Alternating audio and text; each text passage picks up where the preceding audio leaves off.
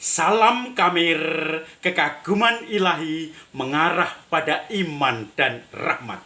Saudara-saudari yang terkasih, saya baru saja pulang dari Purwokerto, ya sekitar 2,5 jam ke Pemalang. Kami baru aja pertemuan Romo-Romo Pastores, itu di Keuskupan Purwokerto di lereng Gunung Slamet. Dan di situ sejak kemarin saya di sana. Kenapa terlambat untuk Kamir hari ini dan sangat terlambat, tetapi walaupun terlambat tetapi harinya masih hari ini. Saya coba untuk memberi renungan. Begitu sampai di kamar saya, ini sudah celana sudah saya lepas, kemudian saya juga masih kotor. Saya sekarang mau istirahat karena dalam perjalanan ini selalu hujan lebat sekali. Saya merasa stres dan kepingin tidur sekarang. Nanti dulu. Tapi saya belum mandi, belum cuci-cuci tangan. Soalnya kalau masuk rumah dari daerah yang kotor, saya harus cuci kaki, cuci tangan, cuci muka. Bahkan kalau mau tidur, saya harus mandi dulu supaya tidak najis, saudara-saudari yang terkasih. Ingat, hukum Taurat orang-orang Yahudi biasanya selalu cuci kaki, cuci tangan setelah pulang dari pasar, dari bepergian. Apalagi tidak mungkin langsung tidur, harus mandi semua bersih. Karena menurut mereka, kalau tidak bersih itu najis. Nah, saya merasakan diri mungkin najis seperti orang-orang Yahudi itu. Karena kotor, debu, habis ngerokok, habis makan di jalan, habis ngopi di jalan. Dan sekarang saya harus masuk rumah, mau langsung tidur karena capek sekali. Mandi dulu, biar bersih, biar tidak najis. Saudara-saudari yang terkasih, Injil hari ini juga bicara tentang Yesus dan murid-muridnya. Yesus mengatakan bahwa apa yang masuk atau dari luar masuk ke tempat kita itu tidak najis. Justru yang najis adalah apa yang dari dalam diri kita keluar dalam tindakan dan perkataan kita. Tetapi yang dari luar masuk ke diri kita, makan, kemudian nanti diolah di perut dan dibuang di jamban, itu tidak najis. Yang najis bukan dari luar ke dalam karena dibuang di jamban, tetapi dari dalam keluar, yaitu iri hati, kemarahan, persinahan, nafsu, egoisme, dan semuanya itu membuat kita najis. Yang dari dalam membuat kita marah-marah, jengkel, membuat kita menghakimi, membuat kita menjadi orang-orang yang mau menangnya sendiri. Disitulah kenajisannya. Dari luar tidak ada yang najis.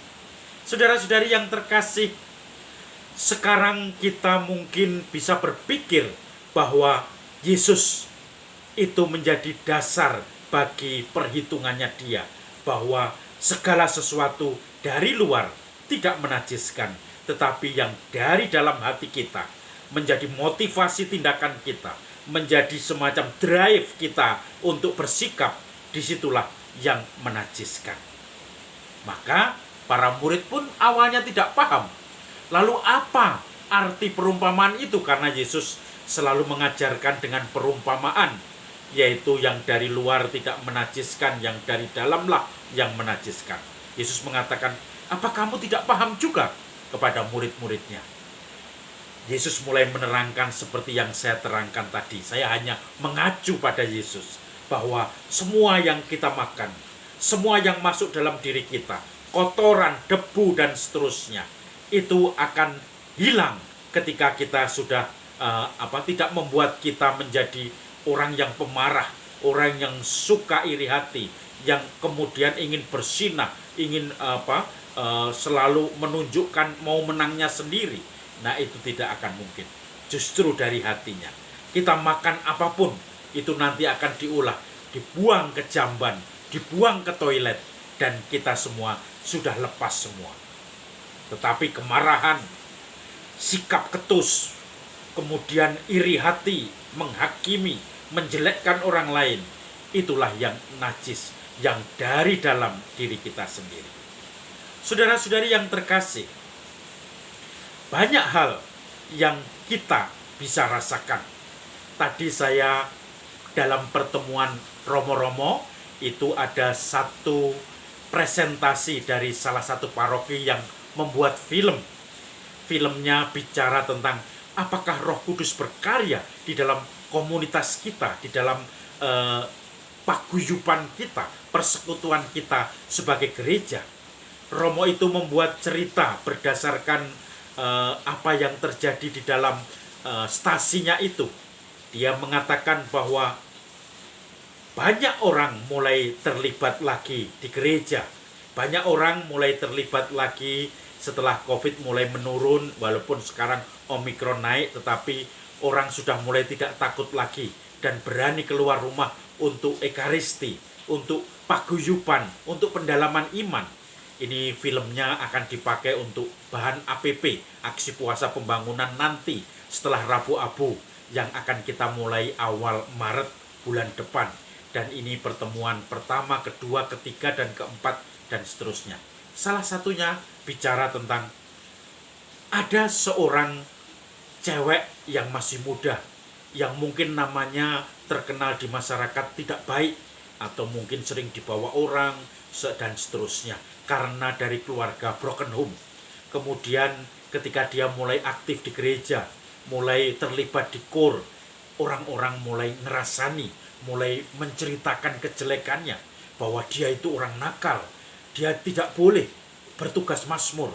Kalau bisa mazmur itu ya orang-orang yang sudah baik dalam masyarakat, yang hidupnya baik, jangan yang tercemar seperti itu.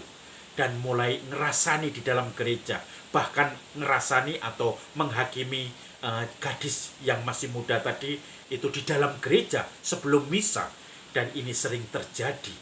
Maka saudara-saudari yang terkasih, tentu saja justru orang-orang yang menghakimi ini yang najis, bukan yang kalau kita pertemuan kita makan bersama, orang luar datang kemudian kita membawa makanan, kita pakai makan bersama, atau orang yang mungkin masih kotor baru datang dari sawah kemudian langsung gabung minum teh kemudian makan snack, itu tentu saja tidak menajiskan seperti orang-orang tradisi Yahudi yang harus cuci tangan dan seterusnya. Tetapi justru yang menghakimi, yang menceritakan kejelekan orang lain, yang menolak, menggerakkan masyarakat atau umat lain untuk menolak seseorang yang mau terlibat di KUR dan juga sebagai pemazmur, kemudian dikatakan di situ, dia orang yang hidupnya tidak baik, terkenal, maka jangan sampai dia menjadi pemazmur. Saya tidak akan ikut misa kalau dia menjadi pemazmur. Itulah yang najis.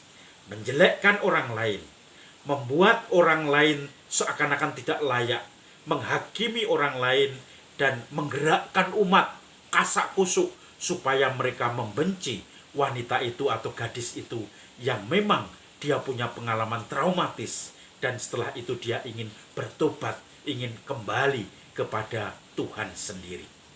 Maka saudara-saudari yang terkasih, bukan yang kotor-kotor dari luar begini yang menajiskan.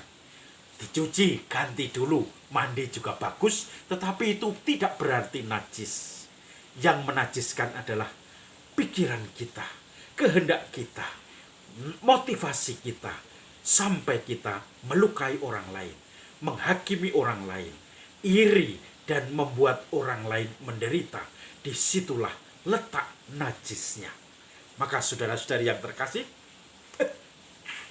salam kamir kekaguman ilahi mengarah pada iman dan rahmat.